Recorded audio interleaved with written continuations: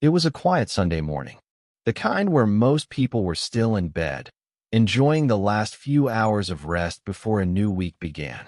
But inside the Union County Sheriff's Office, everything was about to change. A man walked through the front doors.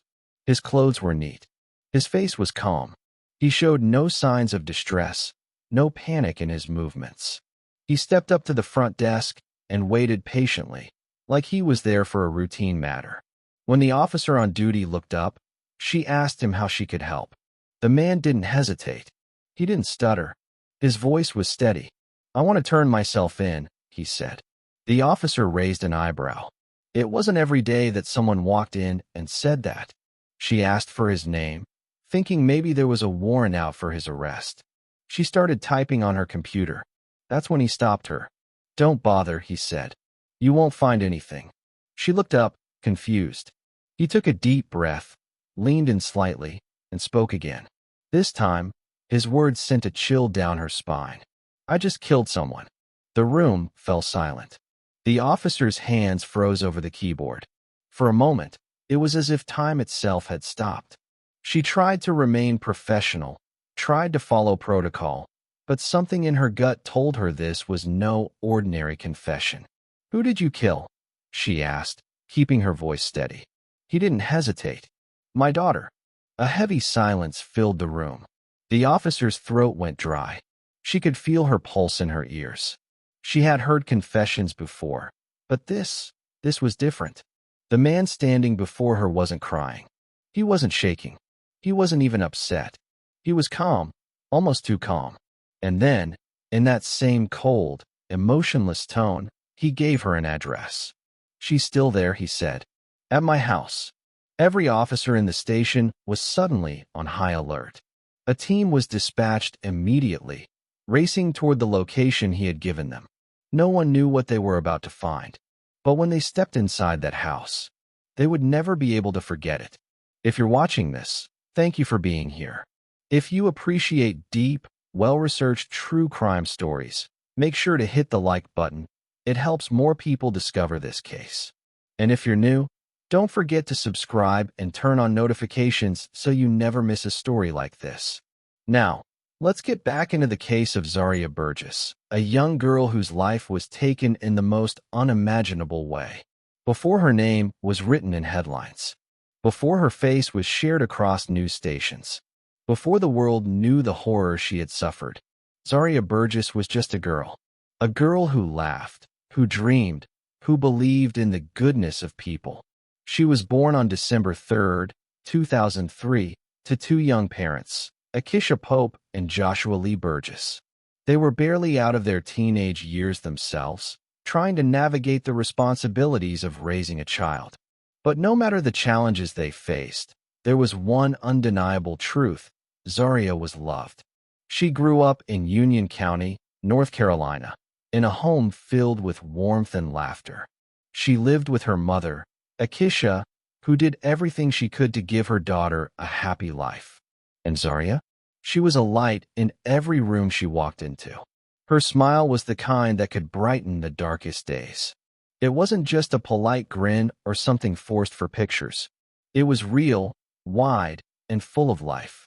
People who knew her said she was always happy, always looking for a reason to laugh. She had dreams, big ones.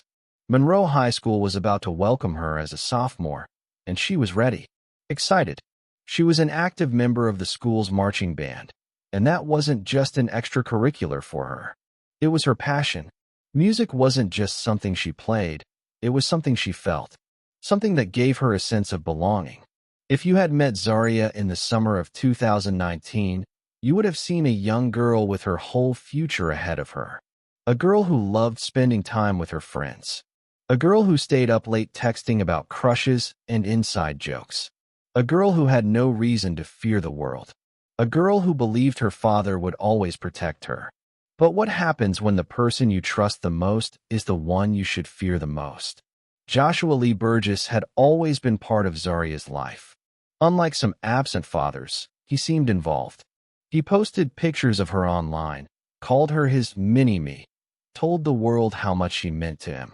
But words are easy to say, and pictures don't always tell the whole story. There were weekends when Zaria would visit her dad, days spent in his home, where she believed she was safe. August 17th, 2019, was supposed to be just another one of those weekends. Zaria packed her things, said goodbye to her mom, and headed to her father's house. She had no idea that this time, she wouldn't be coming back, and what happened behind that closed door would haunt everyone who heard about it. Because what Zaria didn't know, what no one knew, was that her father had been planning something. And it wasn't just murder. It was something far worse. Do you believe that evil can be hidden behind a smile? Can we ever truly know someone's real intentions? Let us know in the comment section. If you looked at Joshua Lee Burgess's social media, you would have seen a man who adored his daughter. Post after post, picture after picture, Zaria's face was everywhere. He called her his mini-me, his angel, his greatest gift in life. The words painted the picture of a devoted father, a man who would do anything for his child. To outsiders, it looked like a bond that couldn't be broken. But the truth is, monsters don't always look like monsters. Joshua wasn't a father who had walked away from his responsibilities. He was present. He was involved. He made sure everyone knew just how much he loved Zaria.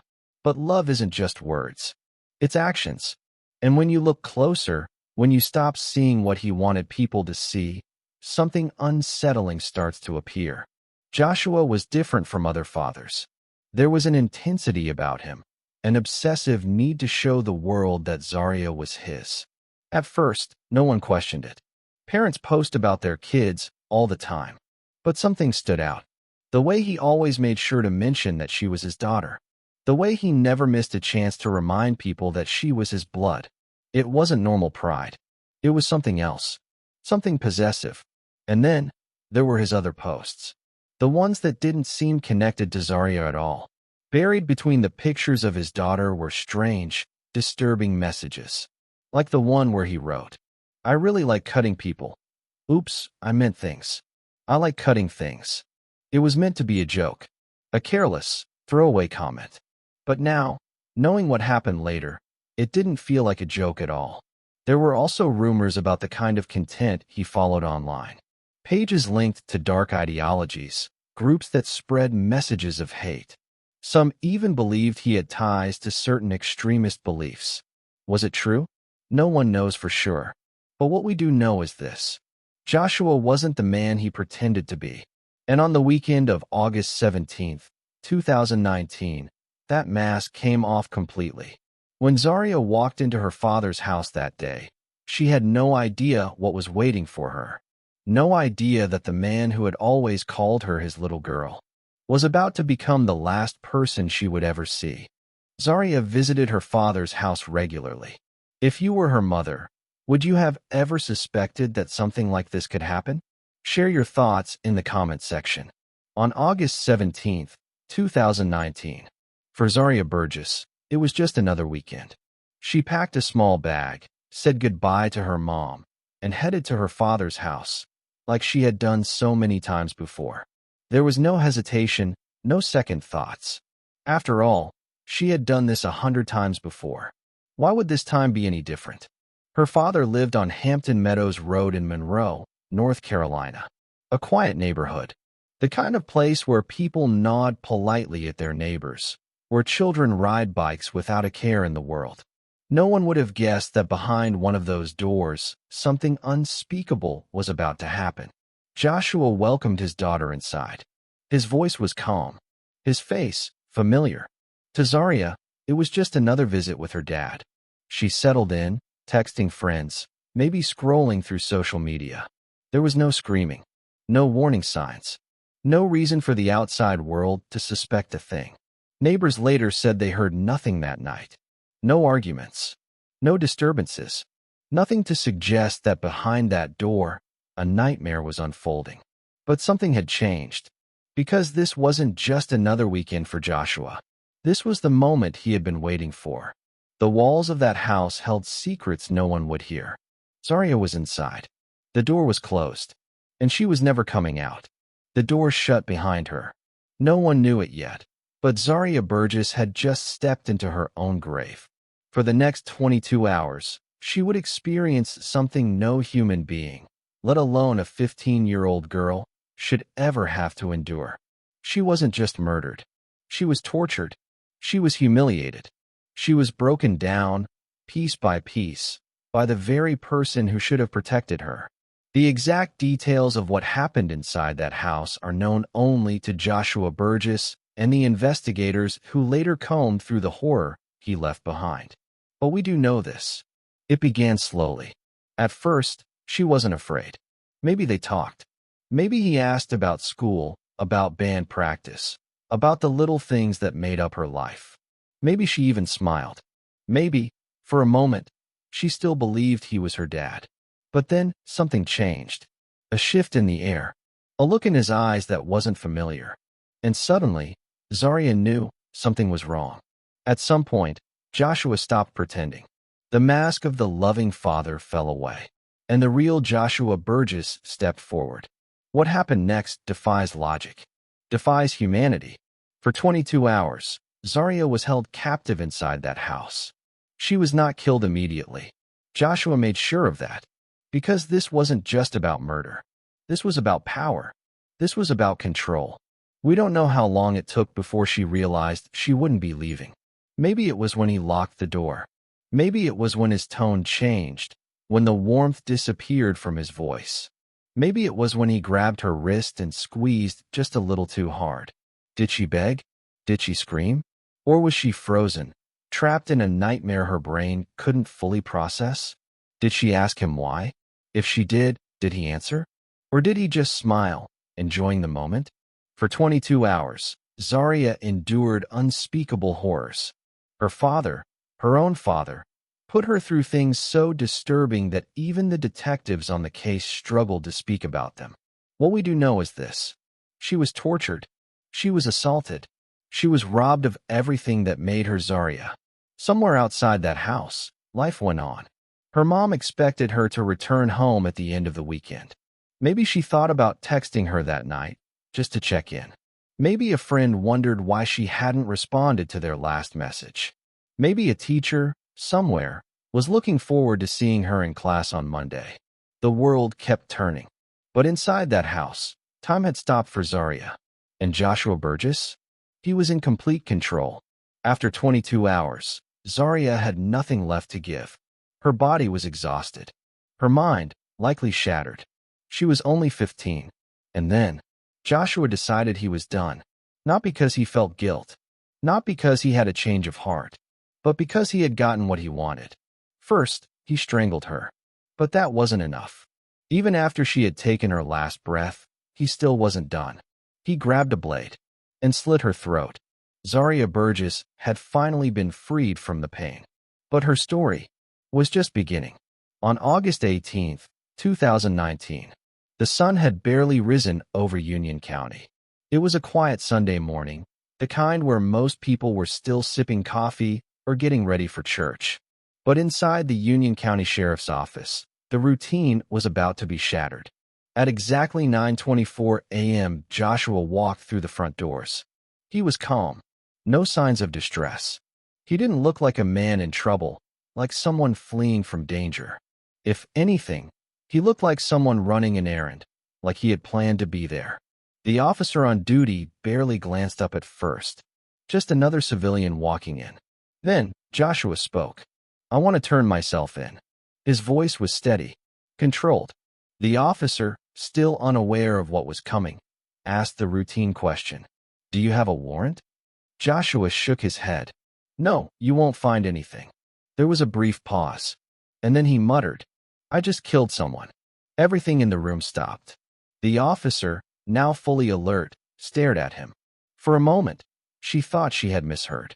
People walk into police stations all the time, some drunk, some confused, some making wild claims. But this man, he was different. He wasn't rambling. He wasn't crying. He wasn't desperate. He was just stating a fact. "I killed someone." And then, as if he were giving directions to a lost tourist, he started talking. He gave them a name. He gave them an address. He told them exactly where to find the body. And when he said the name Zaria Burgess, something inside the officer shifted. This wasn't just a confession.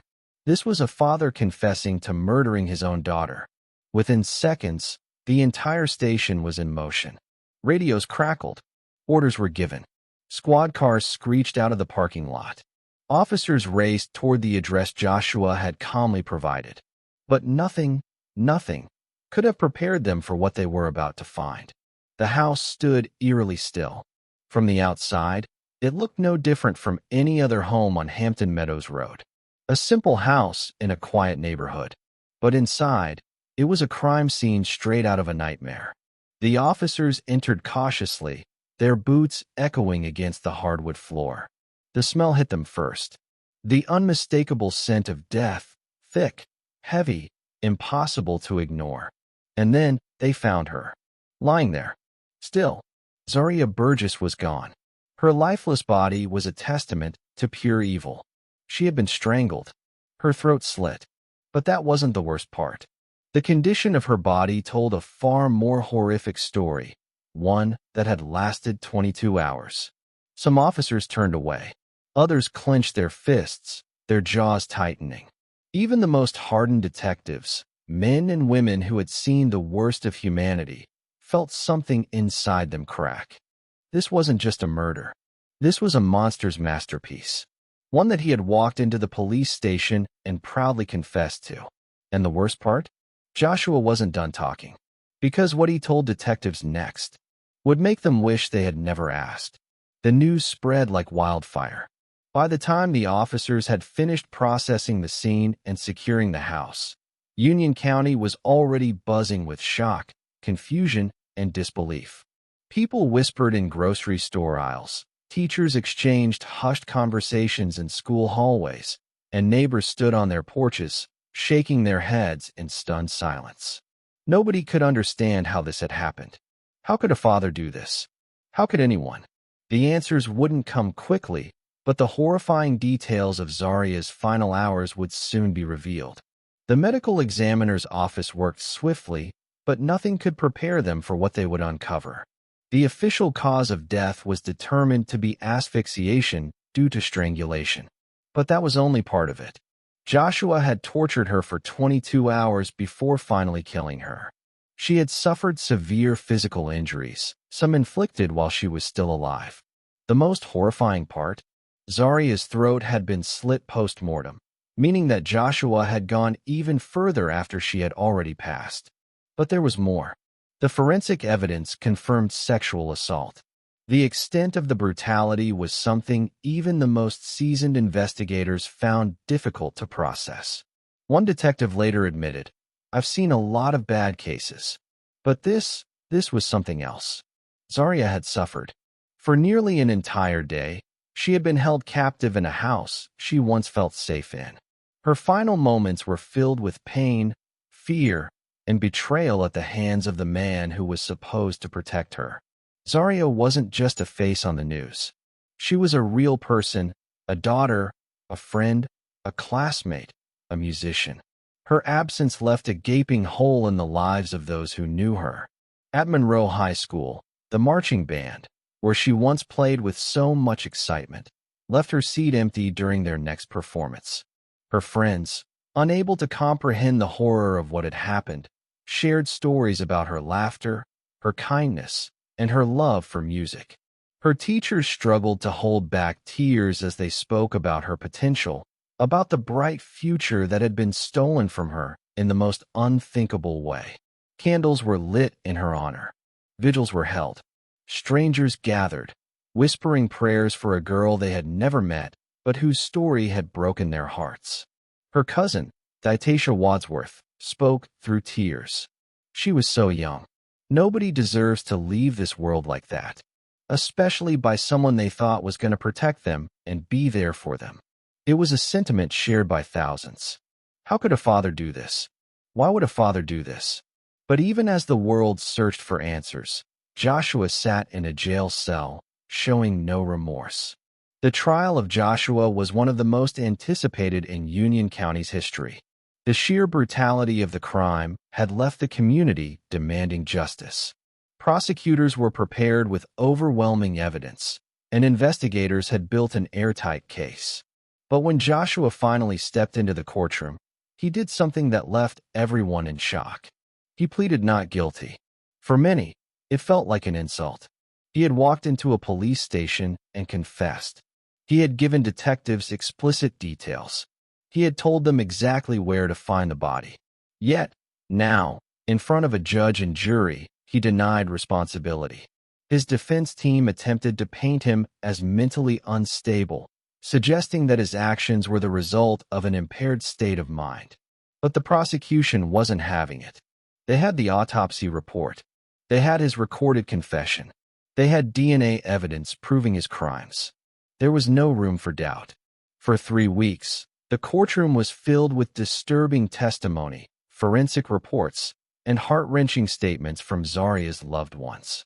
Jurors listened in horror as prosecutors described the 22 hours of torture Zaria endured before her murder. The moment the prosecution rested its case, everyone in the courtroom already knew what the verdict would be. It took only 3 hours for the jury to come back with a guilty verdict. Joshua Lee Burgess was found guilty of first-degree murder, 1 count of statutory rape, 1 count of first-degree sexual exploitation of a minor, 3 counts of statutory sex offense. The weight of his crimes was immeasurable, and the punishment? Death by lethal injection. But that wasn't all. The judge also handed down an additional 76 years in prison for the other felony charges. Even if the death sentence were overturned on appeal, he would never walk free again. As the verdict was read, Joshua showed no emotion, no remorse, no regret. But in the courtroom, Zaria's mother wept. Her family clung to one another.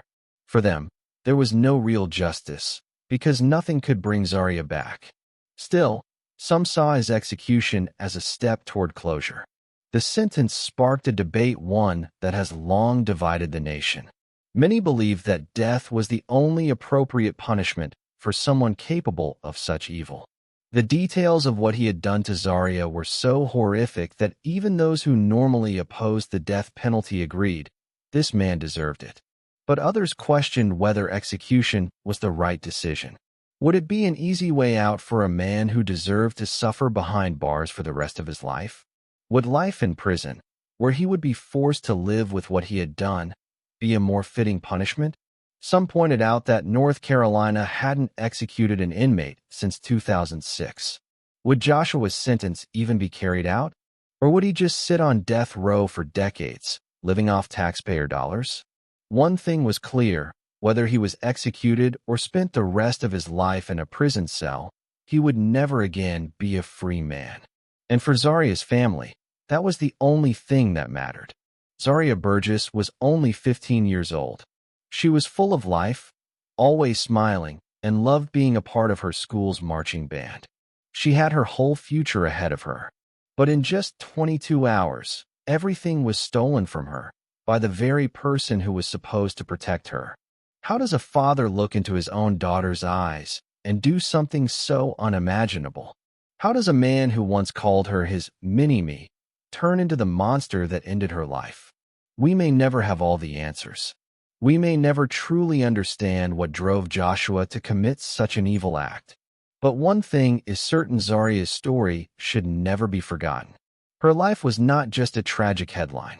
She was more than just a victim. She was a daughter, a friend, and a young girl who deserved so much more. What are your thoughts on this case? Should Joshua have received the death penalty, or should he have spent the rest of his life behind bars? Let's discuss in the comments.